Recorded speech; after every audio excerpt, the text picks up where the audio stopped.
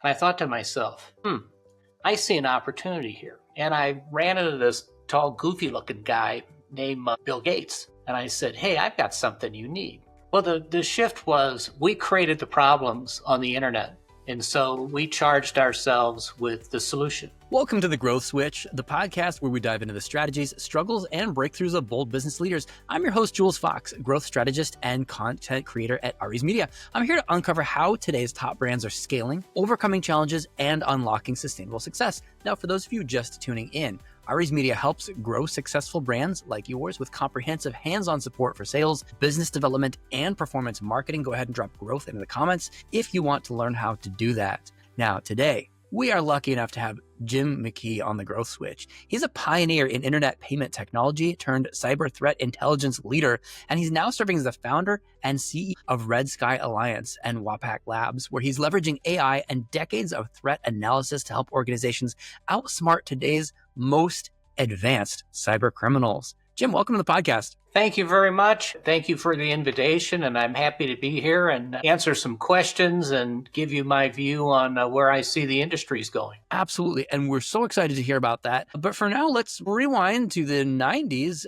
where you were helping build some of the world's first enterprise payment systems. What kind of lessons from that era shaped the way that you lead and innovate? Well, besides having battles with the credit card companies that said it was against the law of what we were doing, that was like the first one. But what we had done in 1995 is we built an enterprise payment server that allowed for real-time credit card authorizations for point-of-sale, call center, and IVR systems.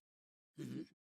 I was happily making demos of showing people how a 0 turns into a 1, which was really important because that meant that this authorization went all the way back to a processor and came all the way back in milliseconds. I was having to buy a part for my son's Trek bike because he was a daredevil, and I was on a website in 1995 to Trek bicycles, and I found the part I needed, but there's no way of ordering it.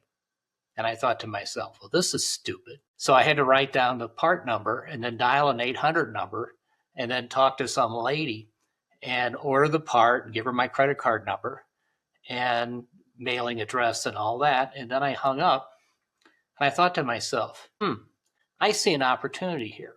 And so I called downstairs to my chief software architect, Michael Groner. And I said, Michael, can you make an API to make paying software work on the internet? And he just said, sure. Will you buy me lunch? I said, sure, I'll buy you lunch. I said, well, when will this be ready? And I expected him to say like next week. He goes, by lunchtime. I took him out to the Royal Chinese Barbecue, got him a $6 lunch, and he wrote the API that connected our real-time credit card authorization engine to the internet as a web service.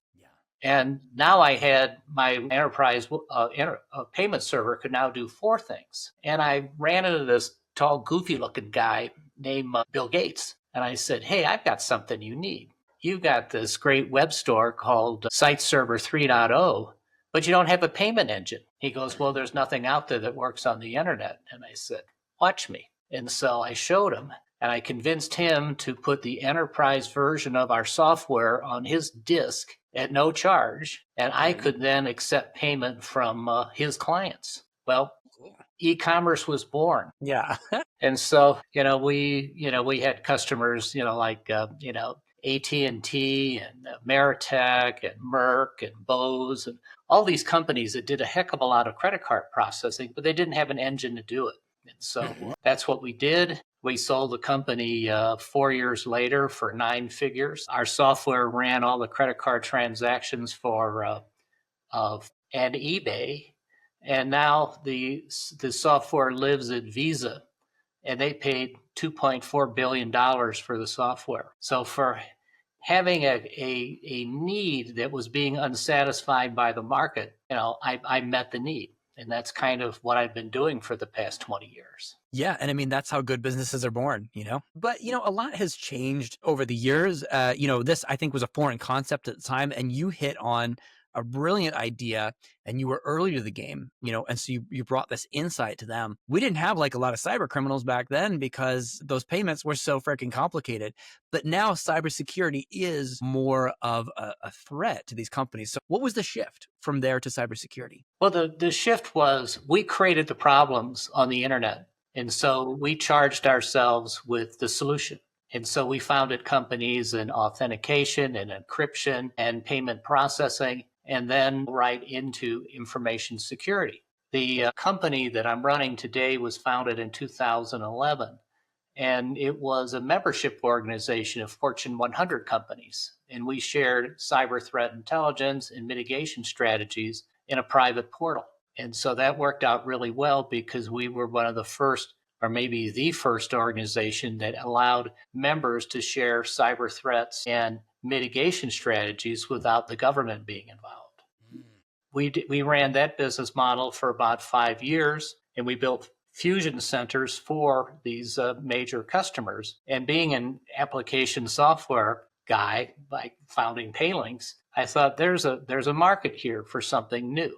And so I took the 9 silos of data that we had been collecting and then built SaaS services on top of those. And the SaaS services range from Red X-Ray for the SMB market up to our cyber threat analysis center for enterprises. And so I took the data and found how to make it very easy to understand for the C-suite and information security analysts. Last month, we had a giant move forward.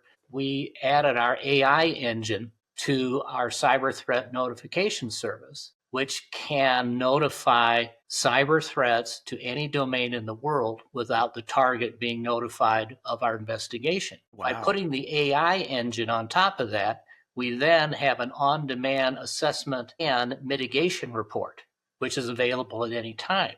And so now we can notify domains of threats that haven't broken in yet.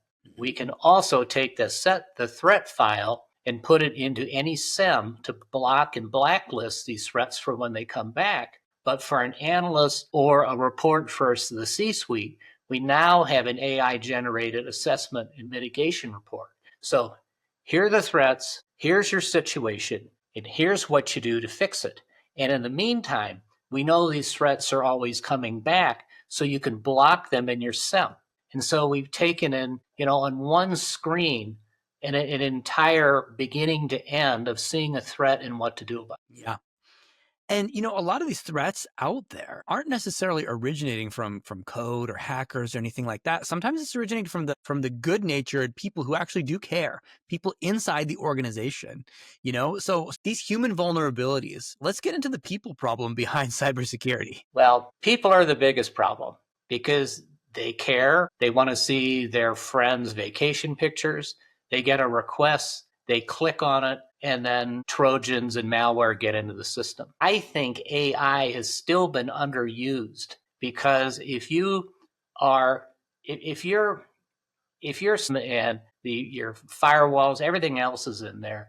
If you are actually looking at the IPs from these requests coming in, a lot of those could be blocked because they're coming from Russia, China, North Korea, Nigeria, Syria, all sorts of bad places. And I did a presentation this week on our Red Short series of cyber criminals are making out like bandits. That was kind of a catchy title. But the crux of the article is most of these attacks and government fraud is based on real PII.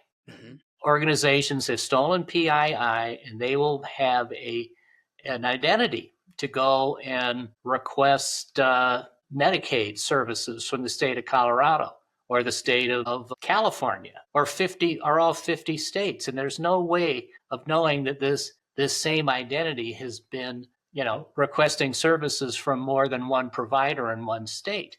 The other thing that AI can do is it can also question why Jim McKee from Colorado is asking for Medicaid from Wyoming. Well, if they looked at the IP, if they let AI look at the IP, they'll find the IP is coming from Russia and not from Wyoming.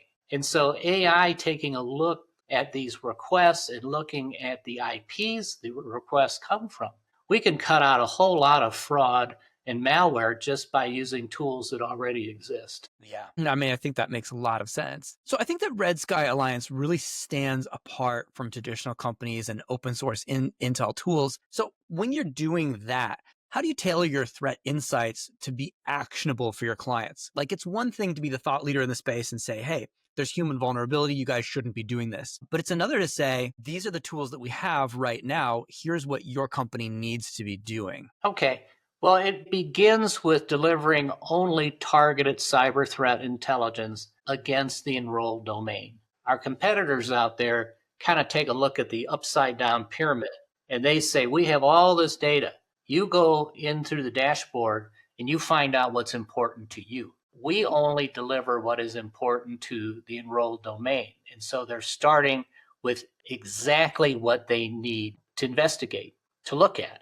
Well, we took that a step farther to analyze and tell them what these things are and even how to fix them. And so we've taken that a complete step forward from our competitors. Yeah, I think that is a very smart move. What do they talk about a moat, right? what's separating the thing that you do from the thing that everybody else is doing? Let me ask you this. Have you optioned your story yet to Hollywood? You know, I feel like the story behind the creation of payments and then you were the good guy, you know, who then accidentally created cybercrime, but then went to fix cybercrime, like it became full circle. I feel like that's very much a 3-act structure story. I'm big into cinema and Hollywood, and I feel like, is that a book or a movie yet? No, it's not. Who wants to hear about some old C student with gray hair who got lucky? I mean, look at The Social Network, the movie The Social Network about the creation of Facebook. I feel like there's some similarities in this tech story. I think that there's well, you know, there's a dearth of good-looking women and chase scenes, so I don't think it's going to sell. Yeah. Fair enough. All right. So people need cybersecurity. You know that people need it. You know that there are easy enough ways that you can get in there and protect people from themselves, from their own employees, implement these fantastic strategies.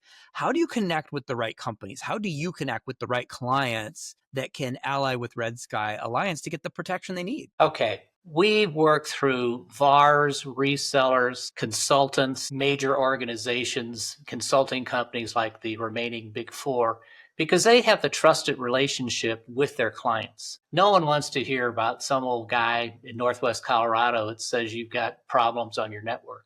They want to hear from someone they trust. And so by going through resellers and VARs, they already have a trusted relationship. And those people can bring a new idea and new services to their clients with trust involved. You know, early on, we did some victim notification and it was a nightmare. No one would listen to us and they thought we were the hackers, you know, who were coming in trying to get paid for something we'd already put in there. And so we find the trusted relationship model has been a success for us. Yeah. Great. Now, how can you scale that to create more impact, to create this legacy of doing good and protecting these companies? It's one thing to have really good referrals, and it's one thing that people love you and what you do, but how can you scale those partnerships if you wanted to 10x this company over the next few years? Okay, well, we do two things. We have redskyalliance.org, which is our free cybersecurity portal where it's open to the public.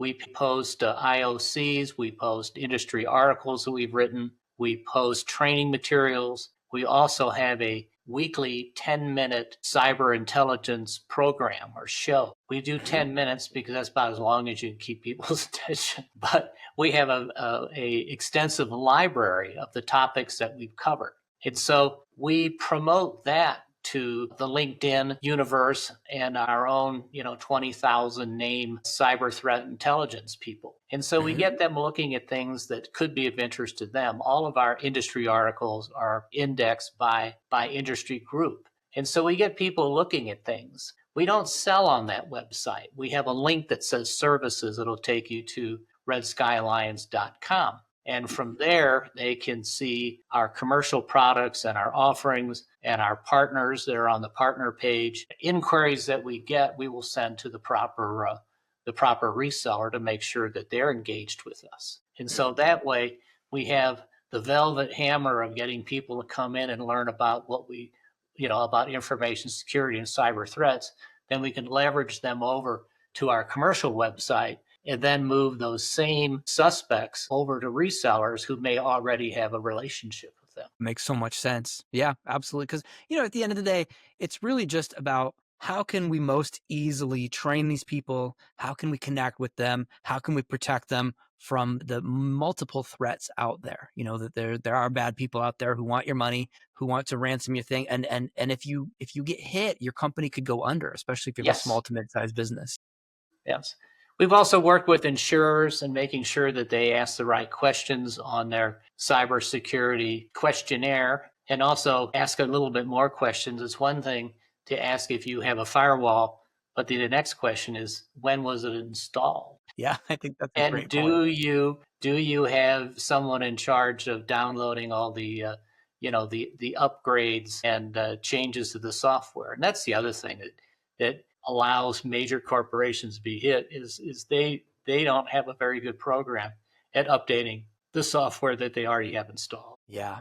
It almost feels like there's a journey then, like a lot of times people look at a fix like, oh, we are going to call the carpenter. We're going to call the plumber to come fix the toilet. We're going to call the roofer to come patch the hole in the roof. But this is a journey because you don't want to call the cybersecurity people after there's been a breach, right? It has to do with training. It has to do with the right firewall. It has to do with the right implementation, and it has to do really with response as well, Yeah. And I think, for business owners, that is a really good way of putting it. Jim, thank you so much for your time. I really appreciate it. Wonderful having you on the podcast.